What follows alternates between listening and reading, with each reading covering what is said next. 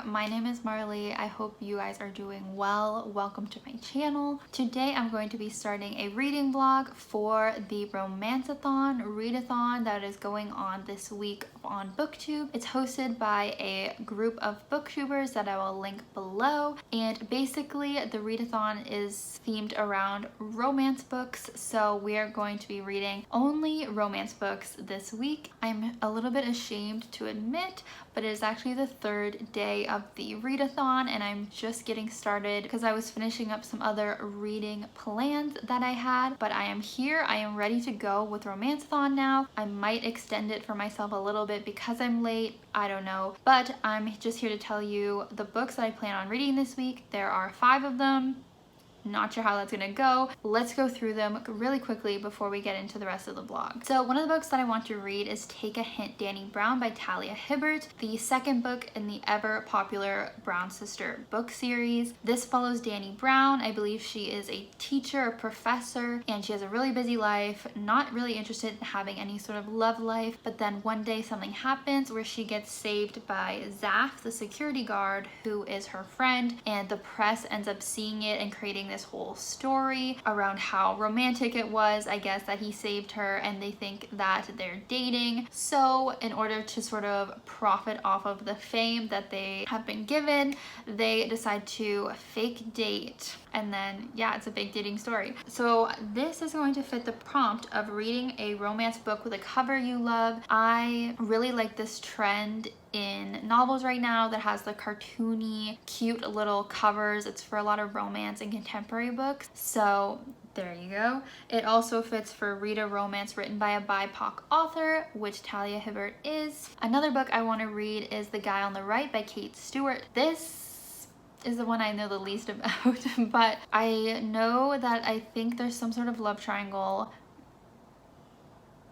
You know, I'm not even gonna say anything else until I get into reading it. And this is gonna fit the prompt for read a book that's out of your comfort zone, and also leads into read an indie romance, because I do not read indie romance books. I barely even read that many romance books, although I am reading more recently. But I really don't read indie romances besides Colleen Hoover, who is my queen. So that is why it is also out of my comfort zone. And then this also fits for read a new to you author, as I have never read any Stewart books. Another book I want to get to is the first volume of Heartstopper by Oseman. This is to fit the prompt, read a backlist title from your favorite romance author. I kind of struggled with what to pick for this, but since I liked Loveless by Oseman, I just decided to use her as the author for this. Heartstopper is a really popular graphic novel series I'm sure you've heard of, about Nick and Charlie, these 2 young gay boys who end up forming a friendship and then relationship.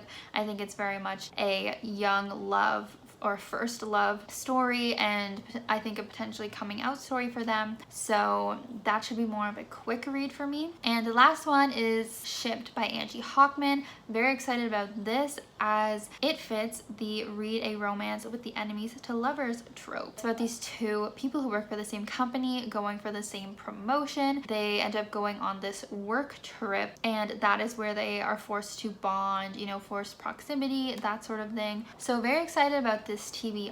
I'm not sure which one I'm going to start with. Maybe Heartstopper, just because it's a quick one, just to get me caught up because I'm a little late joining the readathon, but I'll let you guys know.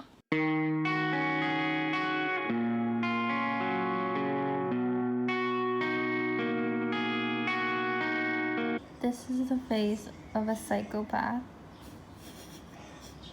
This is so cute though.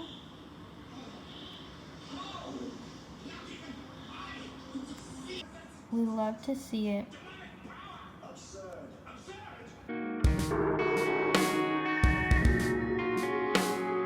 Alright, so as you guys saw, I read Heartstopper by Oseman, and it was so freaking adorable. I see why everyone talks about it. If you guys don't know, it follows the main character, Charlie, and he is a boy in high school who got outed the previous year, so everyone knows that he's gay, and he definitely struggles with anxiety from what I've seen in the first volume. He's also like pretty athletic and stuff. And then Nick comes into the picture, and he is more of like a jock and more popular, I guess. And then they start becoming friends, which I love. I love a friendship to lovers story. I just think those are the best ones, the cutest ones. So they form this friendship, and then Charlie gets feelings for Nick, and then it seems like Nick is starting to get feelings for Charlie as well, but he is not out, and he isn't even really sure of his sexuality yet. So the first volume was definitely exploring the foundation of the relationship and Nick sort of figuring out what his sexuality is. I should also mention Charlie was in like an abusive relationship at the beginning of the book as well. But yeah, super cute. I don't really know what else to say though, because it was really short. I really look forward to reading the rest of the volumes if it's going to be that quick and that enjoyable. Moving on to other books, I also started Shipped by Angie Hockman. I'm only about like 30% of the way through the book so far, but I am liking it. I did think, as with most romances, it sort of takes a while to get into the book because it's just not as interesting until you get into the actual romance. But we are following our main character. I cannot remember the main character's name, but we are following our main character. She's a girl. She's this woman that works in the marketing department for a cruise ship company. She's very work focused, very driven. She's like 28 years old, single. And then there's Graham, and he works for, in the same department, but he's the social media manager specifically, and they do not get along. Specifically, our main character doesn't really like him because of something that had happened on his first day of work, and because of that she got a really bad impression of him, and now just sort of sees him as the enemy, and they have this sort of like banter a little bit, sort of strained work relationship. So then they both get put up for the same promotion. Our main character is very determined to get it, and of course this just makes her dislike Graham even more because they're up for the same promotion. They end up being sent on this cruise together to give them inspiration for their marketing plan for this cruise that's gonna be judged to see who will get the promotion. You get what I mean. So now they're both on this cruise, so they're having more interactions together. We're seeing that Graham is actually a really nice guy, that there's not really any reason for her to hate him, and clearly it was some sort of like misunderstanding. And because of that, I don't know, it just makes the main character not as likable. I mean, I can sort of understand why she was upset about the thing that triggered her hating him, but I don't know, it's just like she's so focused on hating him, and I'm like, it's a little bit much. It's kind of similar with the hating game, where they're just like, the main character was so intensely like hating the other character, and sometimes it's just like, okay, relax. But now that they're finally bonding a little bit more, having some nice moments, some attraction, it is getting better. But it is very similar to the hating game and on Honeymooners, like it's promoted. So I'm hoping it will be a little bit more unique, even though I do like those tropes of enemies to lovers. I don't know, I just hope that there's some sort of more unique thing with it. Also, I do find that they're describing the actual trip and the cruise more than they did in the Honeymooners, and it's just making me want to travel so bad, which obviously we have not been able to due to the pandemic. Just hearing about this great cruise, this great vacation, I'm like, oh, I wish I was doing that. Yeah, so basically I do like the romance so far, but the main character is like not the best. I think she's gonna go through a lot of character growth though. And she does deal with sexism in the workplace with the boss, so I do feel bad about that. And it does show how women have to, a lot of times work harder or just sort of deal with things that they shouldn't have to at work. Important topics. Yeah, it's interesting reading these like work romances, and you're like, it's just so inappropriate. Like, I can't imagine like acting that way towards a coworker. But anyways, it's fiction, it's fine. So our main character's name is Henley. That's why I didn't remember it. It's a different name that I haven't really heard of. Henley. So, of course, the reason our main character Henley dislikes Graham is due to a misunderstanding. Classic. But once that was found out and Henley found out it was a misunderstanding, I really liked how she behaved, because up to that point she was being really hateful towards him, really resentful, and, you know, kind of rude. And once she found out that it was a misunderstanding and wasn't his fault, she immediately apologizes and like starts being nice to him. And I really liked that. I think it showed that she actually is a good person.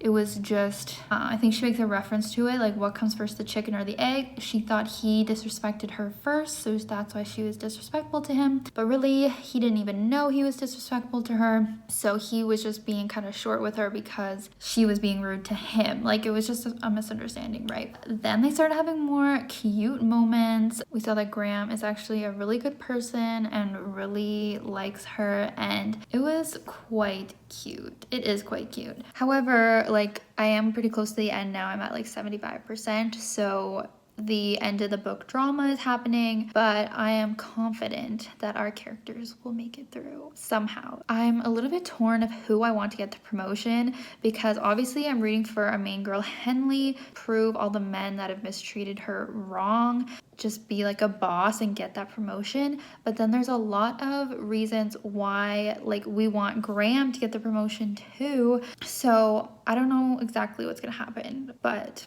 excited to see. I will mention that these workplace romances, or workplaces where it's at an office environment or has to deal with social media, does sort of stress me out, as I work in social media and normally at an office, except now I'm working from home. But it does give me stress, because then I think about my own work and it's not as much of an escape when like I do social media for my job and then I'm like reading about it as well. So that is something I don't love about the book, but it's nothing against the book. Like, I'm sure that's fun for people to read about who don't work on social media, or maybe it's fun for people even if they do and they aren't me, I don't know. But yeah, just like thinking about work when I read is not something I really want to do. But other than that, I really am liking this book. Again, you guys know I'm not here for the smut, and this book has not really gone there, which is nice. I do wish that the relationship had a little bit more development, but it's fine. It's still pretty good. So I'm gonna finish it tonight and I'll update later. Hey guys, so it's been a couple days, or one day or two, since I last updated. So I thought I'd check in since it's now Friday, aka the last day of the Romanceathon. Technically, I'm on my new couch. I got a new little armchair here, but I'm feeling a little bit slumpy, a little bit reading slumpy, so I just thought I'd check in. I did finish Shipped, which I don't think I mentioned. I gave it 4 out of 5 stars. I thought it was really cute. At the end, it just got very focused on the career aspects and really focused on like Henley's job situation a little bit too much. Like, I like having those elements in there, but it was just kind of too focused on that over the romance. The romance really got shuffled off to the side, so that was probably like the biggest issue in the book, or at least at the end. Then I started The Guy on the Right by Kate Stewart. I hate to blame my slumpiness on that book, because I feel like I've just been reading so much this month. I think I'm at like 7 books or something so far, and it's halfway through the month. So I've been reading a lot, so I think that's why I'm just sort of getting worn down. But it could possibly be from this book as well. No, it's not that bad. But okay, so what it's about is we're following our main character, Theo. I kind of don't love reading from a guy's point of view for a romance, is something I've sort of realized. Potentially because I don't relate to that, like being a guy, I don't know. We're following Theo, and he is your typical nice guy. For example, he had this girlfriend that always like wanted him to do stuff for her, never received anything back, if you know what I mean, like in a physical way. And so he goes into college, you know, being a virgin, and then he's friends with some like cooler guy named Troy, who is more of like a ladies' man, and kind of like pressures him into losing his virginity. It was honestly a very uncomfortable scene. He gets very drunk at a party and then basically loses his virginity to someone he doesn't know, and he doesn't even remember it really, which felt not great. Like, that's not great. So I felt really bad because he didn't want to lose his virginity that way. Anyways, at that same party, he ends up meeting this girl named Lainey. They have this really great connection right away. The only thing is I'm getting major like friend vibe, like her friend zoning him kind of. But that's the whole point. It's like the underdog series is what this book is a part of. So it's about like an underdog in a love triangle. So I haven't gotten very far into it, but I think Lainey is gonna end up dating Troy, his roommate, and then he's gonna be like the underdog friend, which I do really like that dynamic. I always root for the underdog in love triangles. That's why I wanted to read this book. I just didn't realize it was going to be like so much from Theo's point of view, and I don't like a guy's point of view as much. We still do get Lainey's point of view as well, but since it's the last day of the readathon, probably not going to finish any more books, so I'll probably end up extending the readathon for myself a little bit just over the weekend. I'll continue this vlog and I'll see if I can finish The Guy on the Right. Don't know if I will end up getting to Take a Hint Dani round, which is probably like the most popular book in this vlog. I probably should have prioritized it. Yeah, basically just gotta work today. Hopefully I can bring you another update once I'm further into The Guy on the Right. Okay, so I finished The Guy on the Right, and I have mixed feelings about this book, to say the least. I probably should have done more updates throughout because my feelings were kind of all over the place, but here we are. I've completed it. So first of all, I want to say that there was a section in the middle of the book that I actually quite liked. I grew to quite like the main couple together. Their chemistry and the tension really picked up, and then it was a nice surprise that when they actually got together, I liked it. And a lot of times I feel like couples get together too soon or something like that, but I thought the pacing of the relationship was actually quite good. There were a few like smutty scenes, which normally I don't like, and I actually didn't mind them. I don't know what the reason was, but I actually didn't mind them. And yeah, so there was some good moments for sure. However, this book is definitely a little bit misleading. Like the blurb that I read before I entered this book was a little misleading, as I thought it was going to be more like a love triangle, and instead that third party Troy was honestly barely involved in the story. There were a few scenes with him and Lainey where honestly they had some connection, I felt, and I would have liked to see that explored a little bit. Thought that could have been fun, but it wasn't. Spoiler alert, it wasn't really. So that was a little different than what I thought was going to happen. Other things about this book that I was uncomfortable about, and then when I read reviews of it, a lot of others were uncomfortable with this as well. The main character, I'm pretty sure is white, but at one point her skin was described as brown, which was very odd. And then that same character dresses up as Medea, which is a popular movie character that is black, and she doesn't do blackface, but she still is like imitating the character, and it just was a very odd choice to make, and it was probably not a good choice. Sorry if this is shaking as I talk. Probably not the best choice of the author to make, especially this only came out 2 years ago. It's not like it was a while when people weren't as like socially conscious. Like this is like probably shouldn't have had your white main character pretending to be a black person. I just like uncomfy. So yeah, just some things like that, taking those things into consideration. I think I would give this either a 3-star or 2.5. I'm leaning more towards 3 because I was surprisingly enjoying the actual relationship for most of the book. I liked that it was a friends to lovers.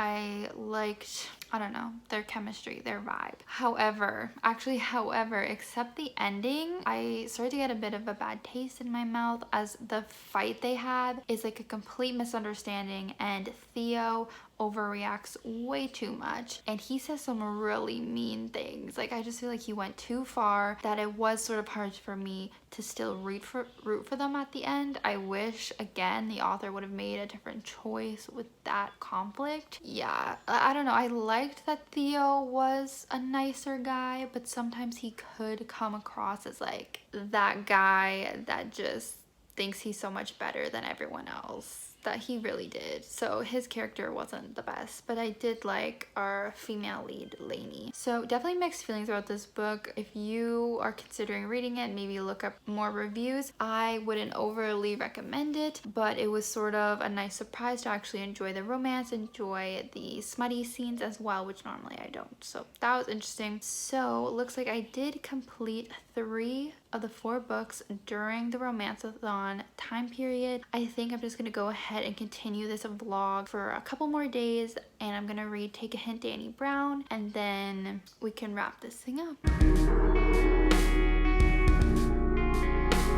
Hey guys, so it is officially Monday, so now it has been a full week of this vlog, so I think I'm gonna wrap it up. I'm having a little bit of vlog fatigue. I have been reading Take a Hint, Dani Brown though, and I actually am really liking it so far. I think I'm about halfway. If you guys don't know, this is the sequel to Get a Life, Chloe Brown, which I think I only gave 3 stars to. I did not love it. I'll link the video where I talk about that book if you want to hear more of my thoughts, but I was a little skeptical going into this one, but I heard that it was the best one of the 3 in the series, so that's why I wanted to read it. Dani Brown, I really like her character. She is a professor, or she's like trying to get her PhD and works really hard, and because she's a workaholic, she also just prefers to have friends with benefits relationships and not real relationships. She also got hurt when she had her first relationship too, so she's kind of scarred from that. So she's looking for a new friends with benefits partner.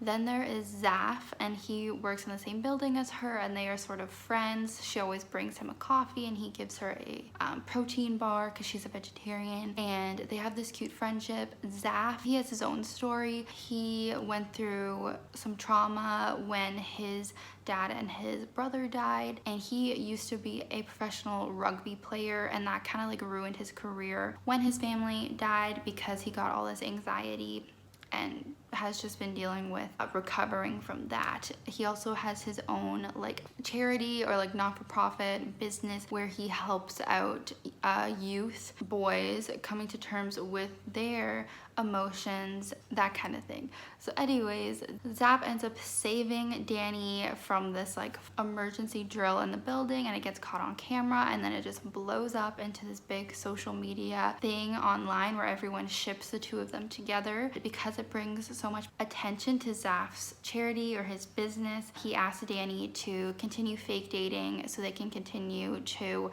get that publicity for his business and for the kids. From there, they obviously still have this attraction to each other. So it has a fake dating trope and a little bit of friends with benefits as well. So the reason I'm liking this a lot more than Get a Life, Chloe Brown, I think is mainly the characters.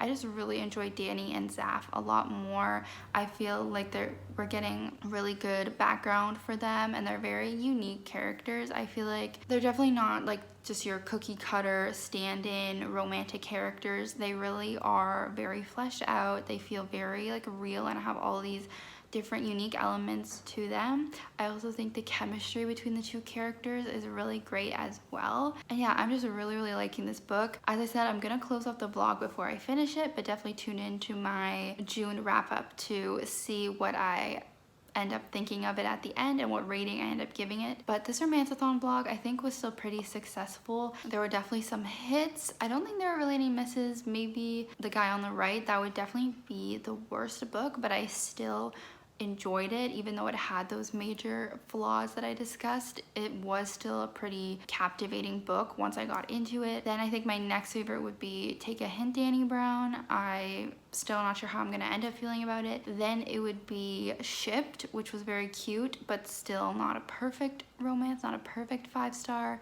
but I rarely give romances 5 stars. So, and then Heartstopper would probably be my favorite book, but it's not really fair because it was so short. But because it was so short, I couldn't really find any flaws in it, and I did give it 5 stars, so I guess that would be my favorite. I really look forward to reading the rest of that series. So yeah, I think I am just about romanced out. Once I'm done Take a Hint, Dani Brown, I think I will take a break from romances for a second. That's pretty much all I've read this month. But yeah, please subscribe, leave me a comment or a like to help me out. Thanks for watching this far. I will see you guys in my next video. Bye!